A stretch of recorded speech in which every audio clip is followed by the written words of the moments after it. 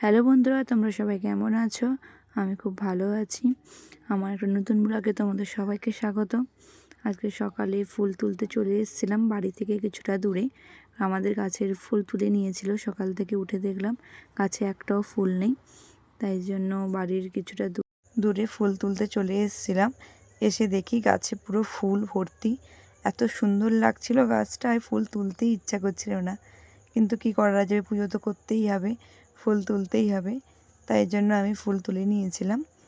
আর এটা লাল ফুল, লাল জবা আর সাদা জবাটা এর পাশের কাছেই আছে। সেই গাছটাতেও পুরো ফুলে ভর্তি, এই গাছটাতে পুরো ফুলে ভর্তি। আর এর পাশেই মাঠ আছে, বড় মাঠ। এখানে জমি চাষ করা হয়, মানে অনেকের জমি আছে, এখানেই চাষ করা হয় বর্ষাকালে। আর অনেক দিন পরে মাঠের দিকে এলাম, খুব সুন্দর লাগছিল দেখতে। পুরো মাঠ ফাঁকা, আর এই গাছের উপর একটা পাখি বসে আছে। পুরো মাঠটাই ফাঁকা।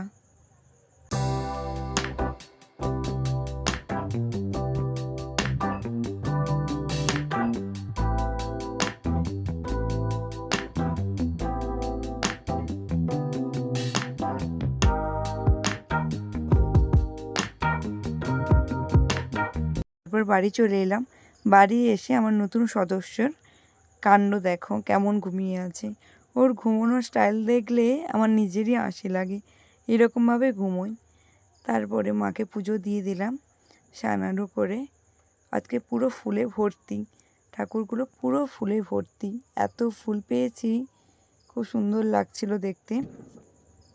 তারপর পুজো আরও করে নিচে চলে এসেছিলাম। একটু দেরি হয়ে গেছে, কেন ফুল আরও তুলে সানাড়ু করে পুজো দিতে দেরি হয়ে গেছিলো। তার জন্য ভাত দিয়ে দিয়েছিল মা, ভাত খেয়ে নিলাম। মাছের ঝোল আর ভেন্ডি ভাজা। তারপর খেয়ে দিয়ে একটু রেস্ট নিয়ে বেরিয়ে পড়েছিলাম নতুন বাড়ি যাওয়ার জন্য। নতুন বাড়িতে কাজ হচ্ছিল, তাই জন্য দেখতে চলে এসেছিলাম। এসে দেখি বাথরুমটা কমপ্লিট হয়ে গেছে নিচের, আর রান্নাঘরটাও নিচের কমপ্লিট হয়ে গেছে। কাকুরা চলে গেছে। তারপরে ওপরে এসে দেখি সন্ধ্যা সন্ধ্যা হয়ে গেছে, আর দেখতে খুব সুন্দর লাগছিল বাড়িটা। তারপরে দেখি আমি আজকের একাই গিয়েছিলাম, মা যায়নি, এই জন্য তাড়াতাড়ি চলে এসেছিলাম বাড়ি এসে দেখি না মা পাটিসাপটা করেছে। মা বললো খেয়ে নিতে, তাই একটা খেলাম, ভালো হয়েছিল। আজকের মতন এইটুকুই।